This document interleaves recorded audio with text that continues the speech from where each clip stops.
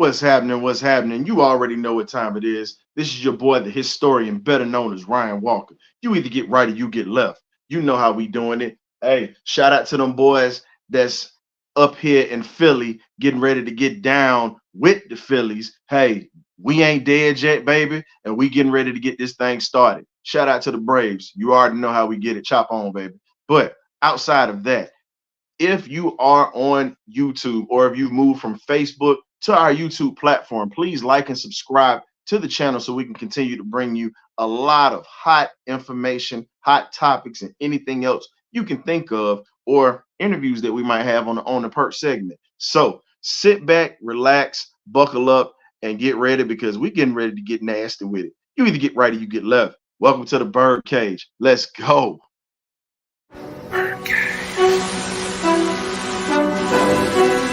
Okay, y'all, this is it.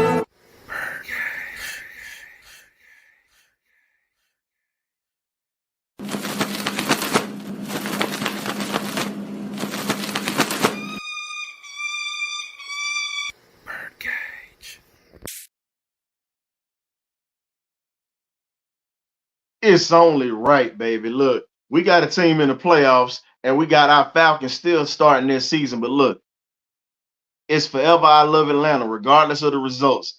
A-Town, stay down. You already know what it is, baby. Welcome to the BirdCage. This is your boy, the historian, once again, Mr. Ryan Walker. And welcome to the fabulous BirdCage, where the magnificent BirdCage crew will be joining us momentarily. So I want to thank you guys for coming out. But before we go please like and subscribe to YouTube, our YouTube channel, the BirdCage LLC. Go ahead and click like and subscribe. So you already know how we get down, man. So without further ado, we're going to talk about the Washington Commanders as well as the Atlanta Falcons matchup for Sunday. So before we get this thing started and kicked off, I got to go ahead and bring the magnificent BirdCage crew, starting off with my guy, my right hand man, Mr. K-Dub Killian Worthy, my partner. What's going on, man? Oh yeah, you know what I'm saying? Glad to be in the building tonight. BirdCage family, BirdCage listeners, subscribers. If you ain't got the message or the memo or the email, go ahead, like, share, subscribe to BirdCage LLC. Tell a friend to tell a friend.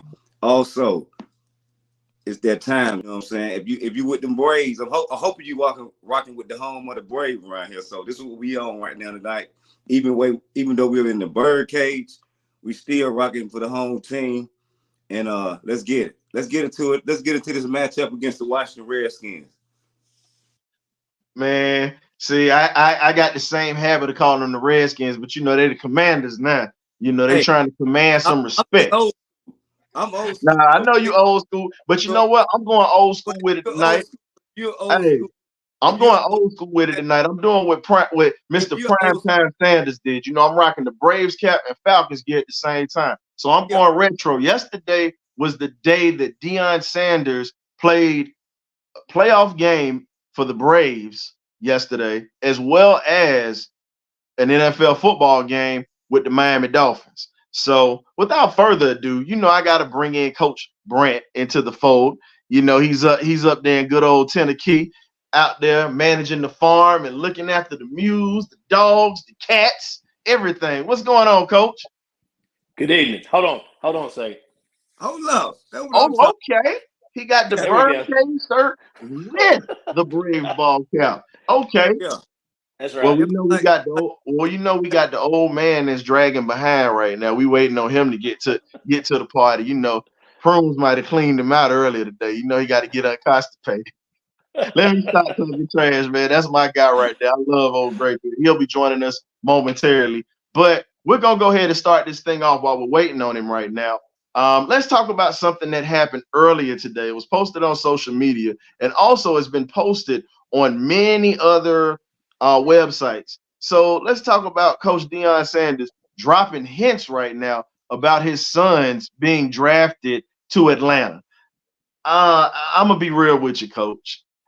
I love Coach Prime. He did a lot for the city. You know, Shadur's a good quarterback, but I'll just say this here. We already got our safety, and his other son will be really a backup player. I don't care who his daddy is, because he ain't starting over DeMarco Hellams, and he damn sure ain't starting over Jesse Bates. Let's keep that honest. Yeah, that's a tall task for him. But yeah, we'll see what happens. Soon as you said we'll see what happens, look what magically appeared. The old man of the crew appeared. I feel like on Great Beard. Okay, I'm sorry. Go ahead. How y'all doing? And we feel a lot better. We see you on the stage with us, dog. We feel a lot more complete now. You know, we running numbers, baby. We don't die, we multiply. Hey, man, I was watching Bebe's Kids earlier, forgive me. Watching that and watching the late great Robin Harris. Rest in. How do y'all feel about Deion Sanders saying, well, the only way you're gonna get us to come to the A is if you draft both of my sons. Now I'll be real. I take Shadur and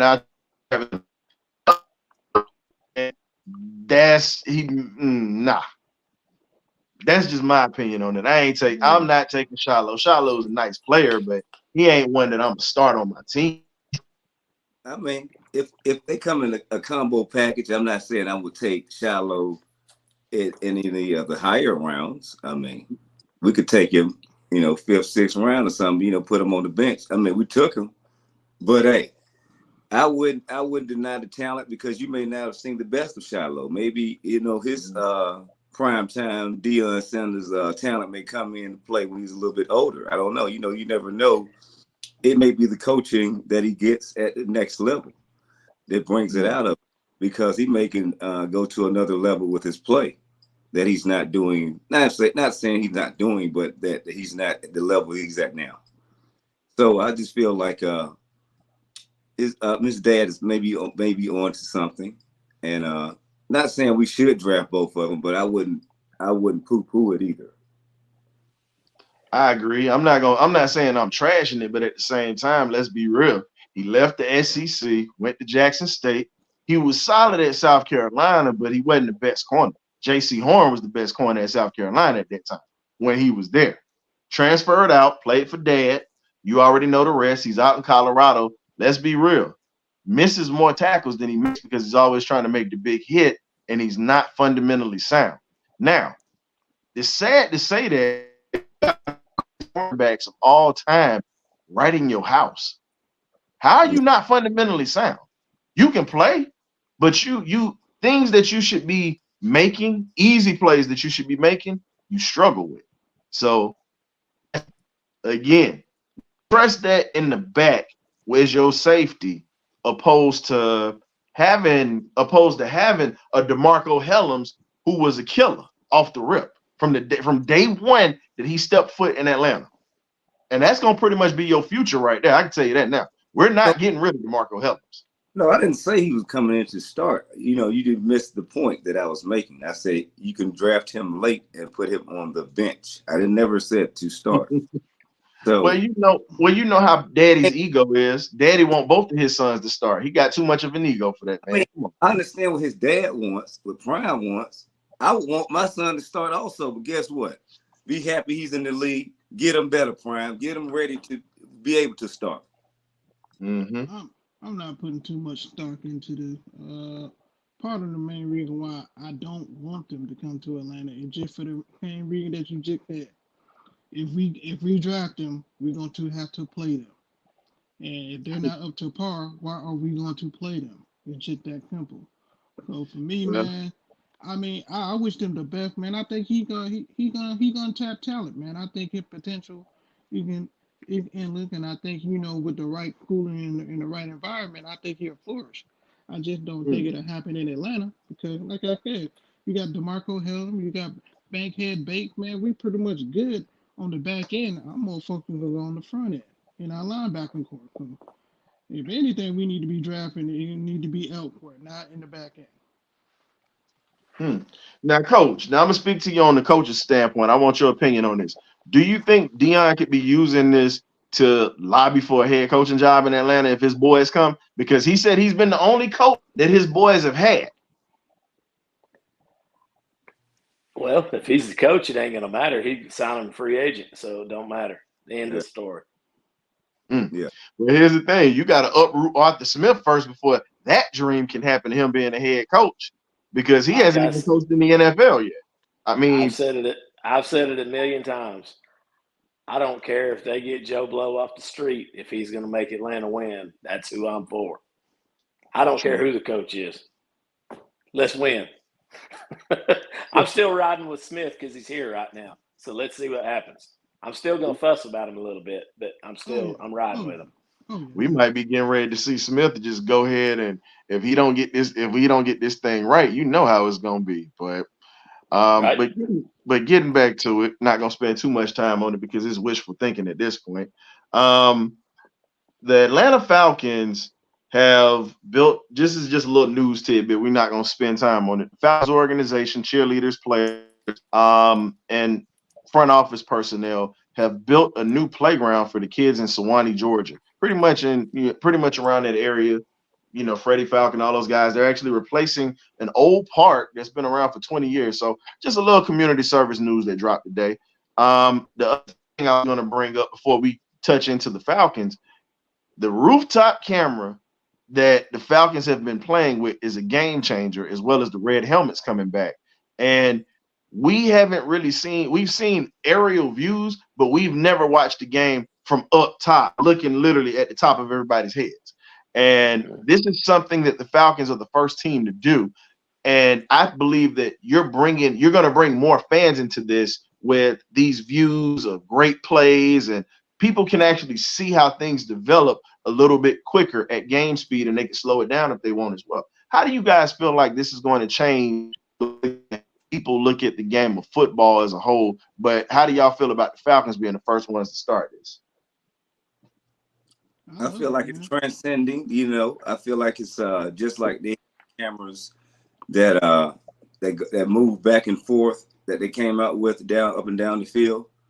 And I'm glad that we the first to implement that into the game, because you always want to change the game in an aspect to make the game better. And it just gives what we can call it is the bird's eye view. So it's a great addition to our arsenal of ways to cover the Falcons, in my opinion. Hey, K-Dub, I like that. I like that, the bird eye view. And I'm gonna let Brant talk about the red helmets, because he's the most senior tenured on this, literally on the panel. He actually was around when the red helmets were a regular staple. So I know you love it, but how do you feel if we were to change that permanently, if we could, to going back? I'd be ecstatic. Go ahead. We got to bring the red jerseys back and the silver pants. We're going to do it. Let's do it right. Yeah, Let's go ahead. Let's go ahead and anything. You think of Atlanta, people my age, you think of those cherry red jerseys, the red helmets. I'd settle for the black face mask. I don't care. Even though I like the white face mask the best with it, I'd just make it a staple. I don't care if you swap the logos weekly, put a new bird on it, the old bird the next week. Change it up. You got lots of choices with it. Change it up. You can change face masks. You can change decals, all that. You can play with it. Hey, you could wear silver pants and our black shirts like we did when we went to the Super Bowl in '98 with a red helmet. That'd look tight. I mean, you can change everything up. Yeah, man. So, I think, to kind of piggyback off what Coach is implementing is I kind of like that. We need to get some of that college feel, kind of bring in different color prints, different just different coordination of uniforms, because I feel like you can match a lot of the old with the new, kind of like, the Madden feel, which you can do on Madden, and kind of mix it up, but also bring some fresh new looks where you can just implement some different things, because these guys are coming from the college ranks where that's very popular, and they're also bringing college offenses to the NFL game. So let's go ahead and bring some of these color schemes and different color rush schemes and different schemes that you get the fans aroused and get them different ways to support the team and the city that they love and cheer for. The uniforms that we wear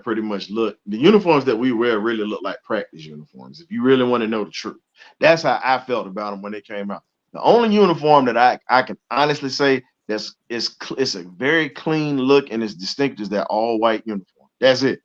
Other than that, everything else looks suspect, man. Look like something that you would practice in, I'm with you. Yes, absolutely. The only thing is, moving on, let's get to these birds in the man. So, with that being said, the first order of business that was done this week, the Falcons bring back a legacy player with Van Jefferson. For those who don't know, the receiver in Jacksonville, Florida, Reigns High School legend. I got to put that out there because you know what it is. I got my people from around there. Mr. Sean Jefferson. That is his son, direct line. Now, I like Van Jefferson when he was at Ole Miss. He was very slick and very nice with it. When he put on that ugly gator orange and blue, that's when I had no love for him.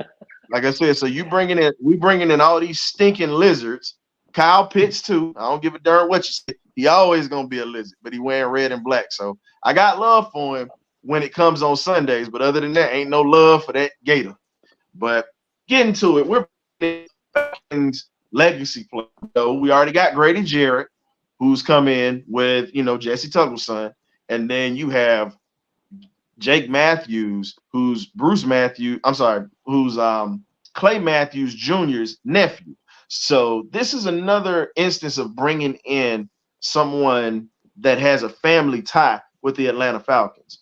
How do you guys feel about Van Jefferson coming to Atlanta and already coming to a stacked wide receiver room that we're just starting to figure out how to use, and we needed an edge rusher? How do y'all feel about this? I don't know what to feel about this. I mean, where's he gonna play? That was my question. Like, look who we got. We got Drake. We got Captain Caveman. We got Scotty Miller. I mean, we got freaking you might well say Kyle Pickens, another wide receiver, along with Jonnu Smith. So I'm like, where you gonna put him at? How you gonna utilize him? Is he gonna be that type of wide receiver to take the lid off the dome or whatever? I mean, for me, I don't know. It might be a blessing in the sky. I don't know what Arthur Smith and God knows Vergone are going to trying to figure out. But hey, if it help us win and put more points on the board and help Ritter settle more in their offense, I'm all for it. Now here's the thing. Now he grew up. Now he was born in Tennessee, of course. He spent a lot of time in Duval County. We saw him a lot in Jacksonville, Florida. I say that because all those guys that are from that Reigns High School area, even they all come back and practice together. And you got to remember, Sean Jefferson was also a teammate of the legendary Brian Dawkins and also another Florida State legend. We had Sammy Smith on, but another guy by the name of Ron Squeaky Lewis, who is a very solid wide receiver for the Florida State Seminoles that played for the Niners. And so when you talk about the legacy, this kid already had NFL type talent teaching him when he was coming up playing in the Pop Warner days before he moved up. So all I can say is you're bringing a guy that's been trained with that Florida speed that we all know about. That's ridiculous. Well, let me ask you something. Who's been our most productive receiver this year? Everybody. What's your opinion? Because I know who I think it is. I was gonna say it's got to be a toss up between Jonnu Smith and the other guy that I'm gonna say, because he gets the ball all the time, is Drake London. See, I think Captain Caveman's been our best receiver this year. Interesting. He's been clutch.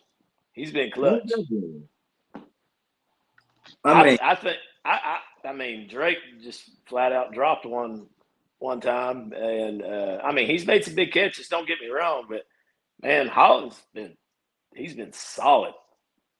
I like his energy. I do too. Man, he brings it. He brings it. And here's the thing I think about Hollins, man. Hollins is a guy that is physical, got solid speed for a big man. He can move, he can do some things. And we got our Jacksonville folks coming on right now. You see they screaming out Duval, as you can see. Yeah. They know all about Sean Jefferson and them folks, That's one of those things where we talk about it, but let's just be real.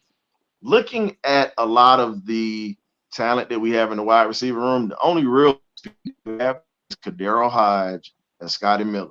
Now you add Van Jefferson to the mix. What kind of packages are they going to use him in?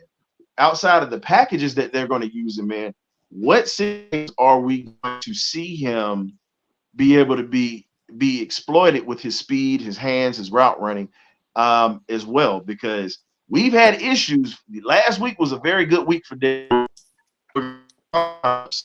but issues with being able to get the playmakers the ball.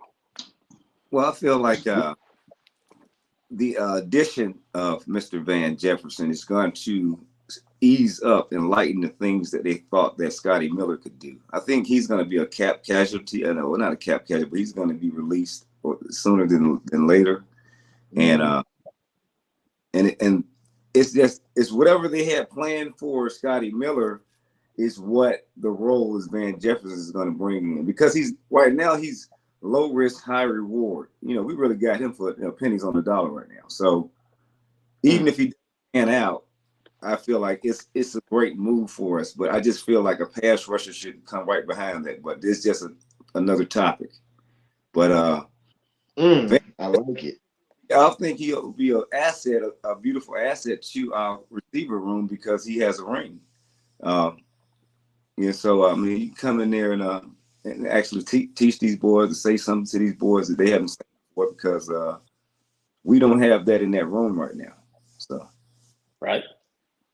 That's how I think you're going to have dedicated packages with them, because I don't know that chemistry is going to be there just yet, because unless there's some overlapping terminology. I mean, I know that's like learning a whole different language between a lot of coaches, because everybody puts their own spin on stuff. I mean, I know I could call plays that we had, and somebody else that played just as long would sit there and look at me like I had four eyes, because they wouldn't understand what I was saying, and vice versa. I mean, it literally is like going to a foreign country and trying to communicate with everybody. They're basically going to have to look at him the first couple of weeks and be like, hey, I need you to run over there. It's basically, what they're going to have to do.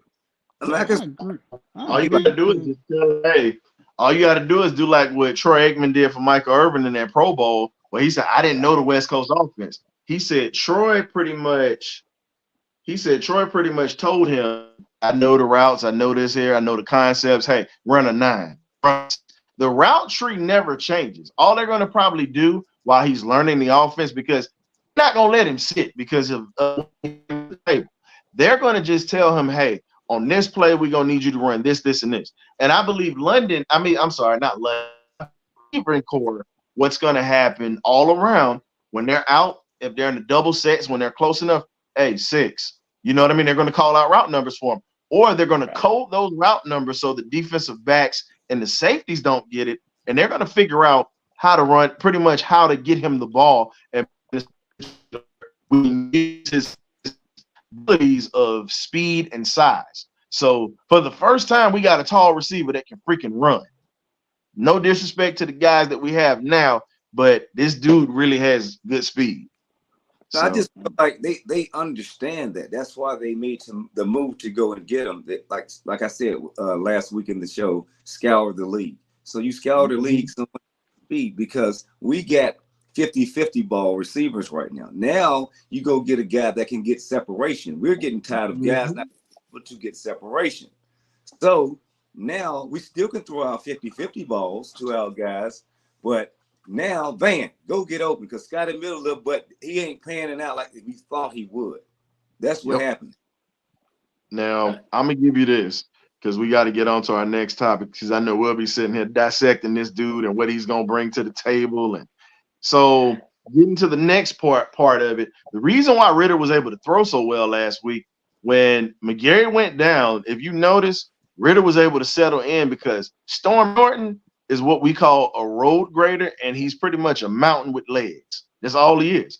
Because if you look back at the film and the breakdown, a lot of people were saying, oh, why did we bring in another offensive guard out of New Orleans? Like, here's the thing. Storm Norton was waiting to play. New Orleans has a very good offensive line. Can't stand the ain'ts and those bagheads. You know, shout out to my auntie Dana or whatever. You know, she support me or whatever, but she's an old baghead. So, you know, gotta clown a little bit, you know. She don't know no better, but I love her. That's my baby though. But let's just be real about it though. I got to give had a solid offensive line, and they've been able to draft. They've been able to draft well with the offensive line since Sean Payton was there when they turned everything around, and they've stayed consistent with the piece that came. If you looked at how he finished off blocks, and you looked at how he pretty much stood up linebackers and defensive ends, he gave Ritter a clean side to throw to the whole game. You want to know why he did that? He's playing because he's trying to get a job. He's playing for a job. That's yeah, exactly. That unemployment line ain't no fun. Yeah, man, he might have one. He might have one. I'm gonna be real with you. We gave Mcgary the money, but let's be real. If Mcgary is bad, I believe Smith is sitting because if you notice the continuity that he had in the line, as soon as he came in, you pretty much saw that he gelled with them just like that. You making the same mistakes in your fourth year as you were your first year, you got issues. And we're starting to see that. He was limited today in practice, so he might not even play on Sunday. Well, I just whoever's out there gives us the best chance, play him. I don't care who you are, what position. Put the best player on the field. Well, you know, it's many politics that we have to deal with when it comes to this. But I say this, I think he would probably compete.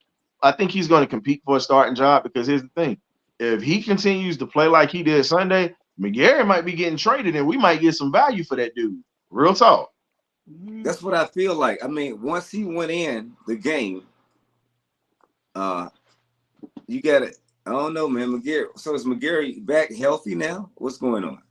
He was limited today in practice. Okay, you need to stay limited because you got your job taken right now. And if Norton doesn't give up any sacks, then I'm moving forward to what's gelling on my offensive line. If we're not giving up sacks, Mcgary, you may be the odd man out in this situation. And all that and all that stuff Lindstrom did for you, your butt, you might be gone because your buddy ain't gonna be able to save you. Well, let's talk about the other piece too. Arthur Smith did finally move Desmond Ritter around in the pocket and did not make him a sitting duck. He moved him. You don't have to move him far. You can. I know some of y'all might not know some of the terminology I'm saying, but the old half moon rolls and stuff like that, you can even just move them over 2 spots. That I know you've heard the old sprint draw and waggle and boot motion and all that stuff. I mean, it's effective. And he showed when he is moving his feet and he has time to he delivers the ball better. He does not throw the ball well when he's standing still. If he stands back there and thinks, it's not good, in my opinion. He needs to react, move, and go. Let's get the guy moving. He would be deadly in a Kyle Shanahan offense. I'm telling you right now. He would make you look like Swiss cheese. I'm telling you, if he had him like that. That's what he need. They need to mirror what he does. Well, you know that passing game that they have out there is a bit complicated. You know what I'm saying? But it doesn't have to be. We can. I'm just talking about the action. Just get them moving. We can do our stuff with it. Just move them. The blocking scheme's there because we run that zone scheme. Everything's predicated off that. You heard Freddie talking about it. Run your triangle. Same for the lineman. Same for your reads. Simple. Kyle Shanahan does the same thing, man. I'm telling you. But when you talk about Ritter having that chance to be able to make some things happen, and he does. Here's the thing: when you put him, and I'm not talking about just really using him in the passing game like that. You got some plays dialed up to where he can tuck it and go. You can keep a defense off balance with the speed that he has, because he's quick. And not saying he's the fastest guy on the field, but he is fast enough to get positive yardage and really stay out of harm's way. He's got to start figuring out how to be able to get away, pretty much knowing when to run and when not to run. That's what I feel he needs to get a little bit better at, because if you notice, Houston was honest when he started to run last Sunday. Oh yeah, they were, and not only that, he was getting the ball out quickly and more efficiently while the pocket was moving. If anybody came and doing that bootleg, he wasn't thinking. He was just like, boom, 1, 2, 3, boom, the ball was out. They couldn't react to it, and I think that's where he got it back, and he felt more confident and more comfortable with doing it. If I'm not mistaken, they go back to his days at Cincinnati. He was smooth. Yeah, they were gonna air raid. I mean, he was able. The thing was that pocket. He could stand in the pocket like he did Sunday and deliver it, just like he did at Cincinnati. It's there. Might not have the howitzer for an arm, but his arm is strong enough to get the ball downfield, and you can see he can get it in tight windows because he's a precision passer. So when you look at that, like you said, let's talk about his Cincinnati days for a minute. Let's talk about the fact that Luke understood being able to not just move him around, but he was able to put him. He's gonna go outside the pocket. A defense. The moment that you stop is a moment that he could either throw it over your head or take off running. You've got to put him in positions to where he can freeze a defense. Arthur Smith has to figure out different ways to put him into that position to freeze a defense, because with that Tampa Bay team that we're gonna be playing after Washington or whatnot, they're going to be more prone. They're more prone to that because they feel they practice against every day. But this Washington team that they have, Sam Howell will run on you too at the drop of a dime. He hasn't shown much because he's been protected. But if Ritter's going to have a great day, he's got to attack that Washington secondary that's suspect, because they give up over 130 yards a game in the air. You can check that stat. They give up some yards. So you adding Van Jefferson to the mix and Drake and those guys, you have to attack them that time their bits, especially if he runs.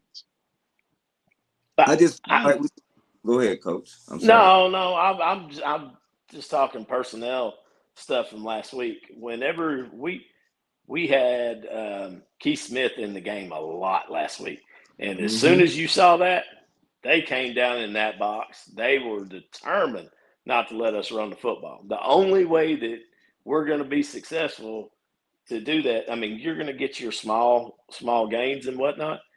When you see that fullback in the game, if Desmond Ridder is not keeping the ball every now and then to keep them honest, we're going to have issues. And I'm not saying don't play Keith Smith, but you have to keep them honest at that point in time, because he's then the equalizer. You're playing 7-on-7 and 4-on-4. They have to honor you. So in my opinion, when we get in what I call 11 and 12 personnel out there and we motion our guys around, put them outside. If they're playing man coverage on you, all you got to do is run off. You don't have to block them. Run a fade route. They're going to follow you. That's the best block. You can't get a holding penalty, anything. Nope. Run them off. They're going to follow you. And go ahead. no, I was gonna say, and I was getting ready to say the other thing you could do, as we were saying, you could run Keith Smith on that wheel route that you did last Sunday. I'm not saying do it every Sunday, but you need to have that play in the playbook because Keith Smith showed he can catch the ball. Oh yeah.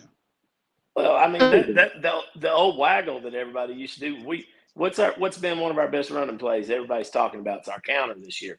We're doing it. So what happens? And it's set up. I guarantee you, if he did it this week, we'd bust it for a big play.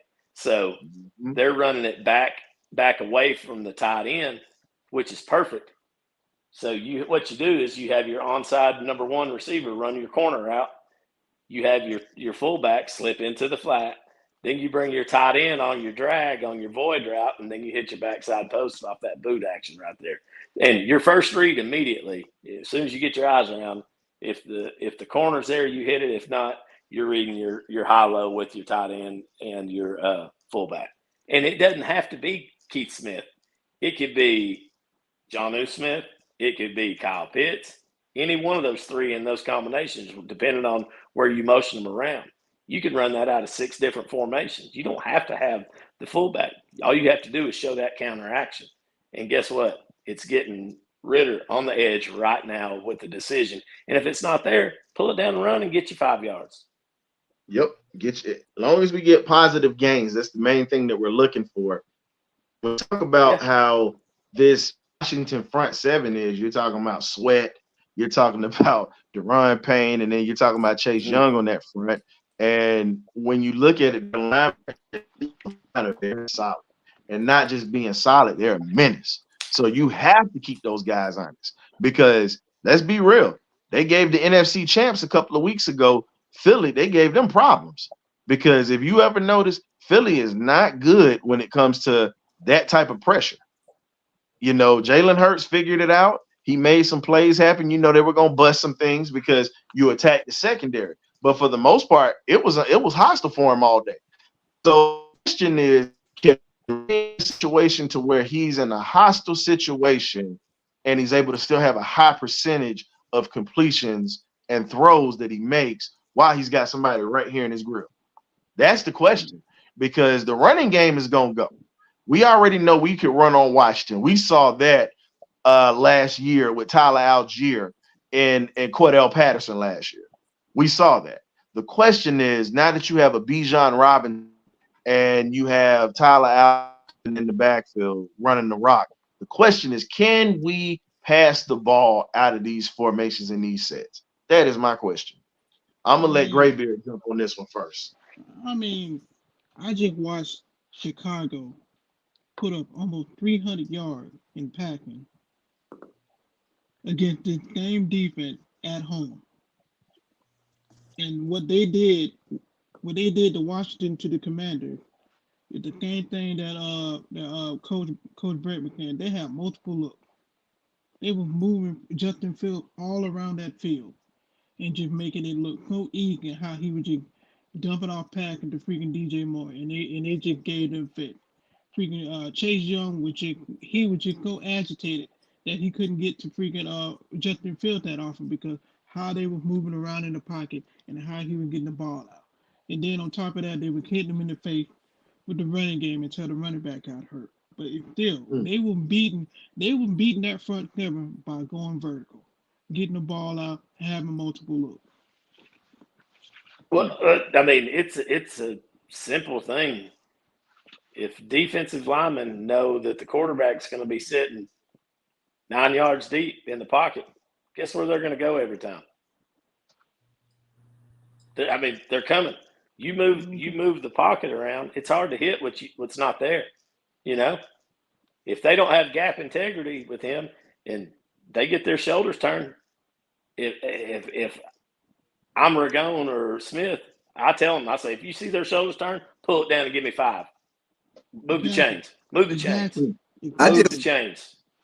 to piggyback on what both of you were saying. I just feel like we need to have more design runs for Ritter also to keep the defense honest, because I think he has a tendency to forget that he has legs.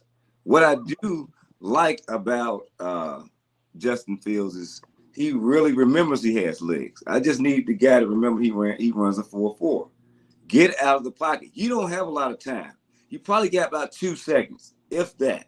So in your clock in your head, you need to go through those reads a little bit faster. But I think you did a good job of that last week. So I just want to continue to do that this week and going on in the future. That's it. But at the same time, freaking Arthur Smith and Regon gotta compliment Desmond Ritter with the play calling. They can't be just giving him like back in the pocket and trying to like pick the defense apart because that's not his style, that's not his game.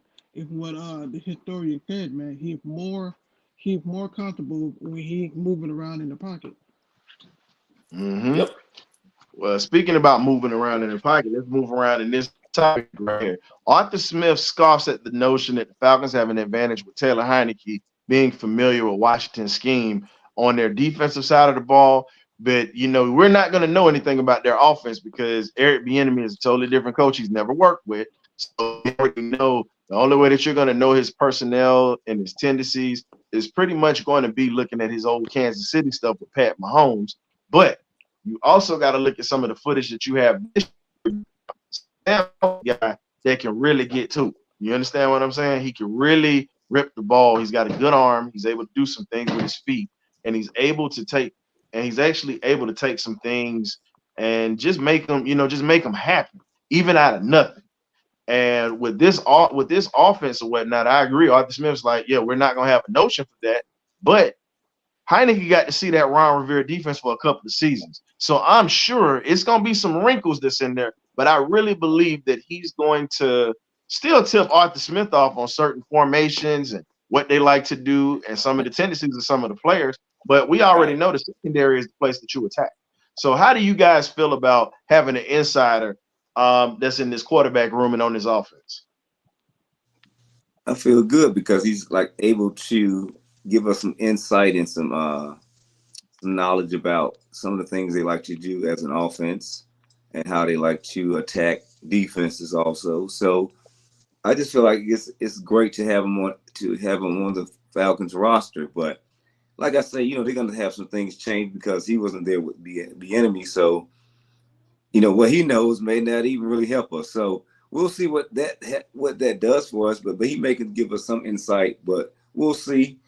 Because he's not even starting, but he can give us some kind of insight of how the inner workings of the Commanders franchise, how they operate though. What thing I want to know is, go ahead, Coach Grant. I'm just saying he might know some calls. That's going to be your big thing. If they line, what defense he cut his teeth in. Ron Rivera is too stubborn to change those calls because that's what I'm saying. Brent, but let's call it for what it is. Yeah, he comes from the Buddy Ryan tree of coaching because he played for the legendary coach. For those who don't know, Ron Rivera was on that 85 Bears team and that 84 Bears team, and he was a solid player for the Bears at that time. And let's be real. When he was in that rotation with Otis Wilson, Wilbur Marshall, Mike Singletary, and the one thing that you can guarantee with a Ron Rivera defense and going back to his days in Carolina and as well as his days of being a player, you're going to have great linebacker play and you're going to have great edge play and a solid defensive tackle because that is what he was marinated in. So, well, everybody needs to watch this week. For those of you that don't know what bear means, what I want everybody to pay attention to, their base set is you're going to have somebody over the center and you're going to have both guards covered up.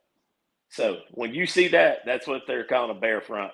So what they're doing, they're essentially is playing a six-man front with it and a split middle is what I'm getting at. They're covering everybody up. And so with that being said, if you don't get that pressure, you're leaving your secondary exposed, and it's been happening this year. That's where it comes from. So yeah, I mean, you better have Richard Dent and Otis Anderson and all those guys coming off the edge and Steve McMichael and those cats, because if you don't get there, man, they're on an island. They're exposed.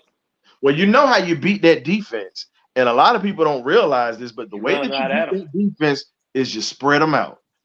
That's how you beat that. That's how you beat that 46 defense. You're not going to outmuscle that defense. That defensive front. Now he doesn't run. He runs some packages with 46, but he's a guy that's really going to do some things that are different. I'll just say that. It'll be some things that's different. So let's just be honest. You're not going to run blitzes out of that package. That right there is to confuse a quarterback. And Ritter's a young guy. So he's not really seen that type of package before. So they're going to probably blitz him probably about 40% of the game. But the looks are going to have him looking like, okay, where is the most threat coming from? Where's my biggest threat coming from? I gotta find my hot route quick, because I know if I stand back there long enough, Washington is actually in the top 2 with sacks this year. They got 16. So I don't know that we have hot routes. And that's the thing. Well, here's the thing. He's going to have to tell his guys in practice, regardless of what Coach Smith said, hey, I need you. I might need you to break off your route. We might not have time to be able to develop those routes. We're going to have to keep them honest, and we're going to have to put them in positions to make them uncomfortable. So in that situation, I believe we'll attack that. But let's get to this defense, fellas. This defense is getting ready to have a task on its hands when you talk about being able to match up with this Washington offense. We already know what Eric Bieniemy brings to the table when it comes to passing offense and him being able to get guys to run the ball. We know that they're going to be able to do it. And you have Brian Robinson, who I spoke about, because Coach Brandt talked about this, and you can go back into the archives and check. We talked about the Alabama-Georgia national championship game. And Brian Robinson didn't have much help in that national championship game. It was beautiful because the Dogs got that trophy, which was awesome. But let's be real. Coach Brandt was the first one to call out. He said, you got yourself an NFL running back right there. He's not a college guy. He does not fit the scheme that they're doing right now. He's tough. He's good. I wish we had him. He's good. I like him. And here's the thing. He's pretty much as physical as Tyler Algier with a little bit more speed. That's the only thing. And Robinson is going to be one of the most dangerous players on that offense, because not only does he run between the tackles well, he also pass catches well. We all know about Scary Terry McLaurin. He's a dangerous weapon that they have. Very dangerous weapon. And the question is, which corner is going to be on it? Is it AJ or is it Okuda? That's the question. Who do you guys think is going to be the standout defensive back in this game? Because we already know that they're going to go for Richie Grant. We already know that they're going to attack him. Oh, yeah. I'm going to say true to form. It's going to be Bankhead Bates. That's what he's been doing all along. It's showing up. Well, I'm not speaking on the safety side of it. I'm speaking on the corner spot. Because Alford's showing up hard now. Okay. He's in that nickel. That dude, he's getting his sea legs. You know, he's figuring it out with this scheme. Real quick. He's getting on real quick about it. I think it's gonna be AJ. I think AJ is gonna be on Gary Terry McLaurin for the most part. I just think our linebacker really got to show up and get freaking Brian Robinson, especially when they start running that football. For me, if our linebacker can keep him contained and whatnot, we got a real shot. But we have to get pressure on the quarterback. I don't care how we do it. I don't know how we're gonna do it. That's gonna be the key. We have to make his life a living hell when he drops back to pass. Otherwise, he will pick us apart. Well, you got to be careful with pressure this week, because this cat can make it happen. So you got to make them uncomfortable. You can't get your shoulders turned on these guys, because Nope. guys like him, if he can turn that, if he climbs that pocket, that's where He gone. stuff breaks down. You gone. Um, He gonna get you about 8 or 9 yards. Yeah. So I mean, I like playing parallel down the line. Everybody's got to move as a unit, if that makes sense. No, You know? I'll go ahead and break it down since you said moving as a unit. Let's be real. Yeah. If you're gonna look at it like that from that standpoint of talking about how you move as a unit, you got to go back to, and yeah, I'm a historian for a reason. I love history, but I got to go back to, you got to go back to the Roman Empire. If you ever look at how the Romans fought and how the Greeks fought, they all fought in maniples and phalanxes. They were all shield behind shield, holding each other up, moving. The Falcons got to move as a unit this week. Can't be individually, because if we do, that's gonna burn us. So we gotta have great play. And here's the thing: we're not gonna be able to blitz every play, but we have to generate some pressure where we bring Lando. I call him Lando Rambo. Landon is Lando Rambo now. That's our Rambo on the defense. That dude is just as deadly as he wants to be. But I think Lando is going to be the key in this game. I can't wait till we ever get Troy Anderson back. And if we get him back, as I said before, let Lando stay on the outside linebacker. Use Troy as your edge defender. Let him be on the outside, because I believe with the strength, the speed, those offensive linemen aren't going to be able to deal with him. You got to drop him down. I've been saying this for the longest, and I really feel like Lando is going to be a guy that's going to be, is going to be dangerous. But then you also have to look at, like my guy King. What's going on, King Richie? I was getting ready to say it, but Richie just put that out there. You have to look at it from a standpoint of, you got to figure out packages to put Helms in. In this game, this is a game you got to use the young guy, because he has a nose for the football. And here's the other thing: he has insight on Brian Robinson because they were teammates. So habits don't change, ladies and gentlemen. Habits do not change. You can break some habits, but your main habits will never change. You might see some. I think you might. They're going to try to close the gap some with. Richie Grant.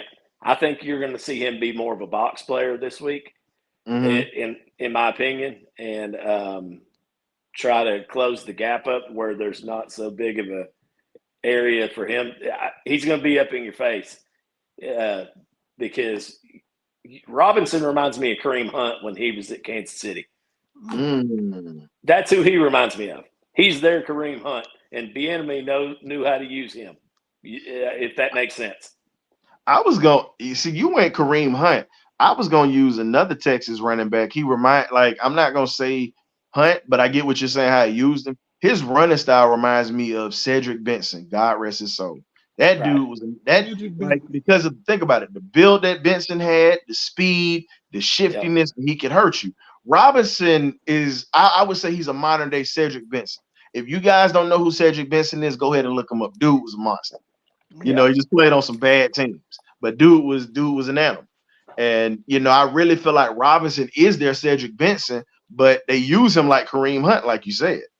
Yeah.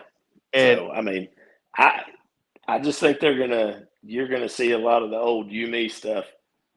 You might see some Banjo Robert this week with him down in the box. Ryan knows exactly what I'm talking about with that. He's heard that term many times. I'm smiling because as soon as you said Banjo, that made me light up, because guess what? I get to drop down now. Banjo, I get to step down. I'm right there. I'm in the box, baby. I'm coming to get your running back. And then if you send me on a blitz, I pray that your quarterback holds that ball 1 second too much longer. But I'll say this. Yeah. I really believe that I think Sam Howell's legs is really going to mess this defense up. I'm being devil's advocate, because here's the thing. I think we tackle well. I think we attack well. But the difference between Sam Howell and CJ Stroud, Sam got a little bit more speed, and not just that. He also his IQ is high, and then he has a good offensive line that can actually open up stuff for him to run. So that's why I'm thinking that we're going to try to get him down in there. So he's playing it from 8 yards instead of 18. mm-hmm. There's less room for error right there. So I think you're going to see that. Now they can mess with him. They can mess with him and show that and go cloud or sky and roll into it. They might catch him dipping into the well when he ain't supposed to be there, and you might see a pick. You know, hey, that Sam linebacker's the read right there. You know, a lot of times, and sometimes they don't see him when they see that other safety down in the box. I say go get him because the strength of our defense is our secondary. I say go get him. Go get him on the ground. If he throws it up, it may be a tip ball drill. Let's go get that ball. Go get the interception. Go press for it. Go make the big turnover. Go make the big play. You know, if we're gonna go down, we're gonna go down fighting. So I just feel like don't let him sit back there and take off on you. Bring the party to him. Don't let him bring the party to us. We want to bring the party to him. So I agree with you on that. It's just is like a street fight, just like the Braves right now. Braves are in a street fight. You know what? What's the score? I don't know because I'm watching you guys. I'm watching. Anybody knows what the score? Post us an update up here. We'll find out momentarily, but I'll just say this, and we're gonna wrap this thing up. I was just clowning, but this is what I'll say. When it comes to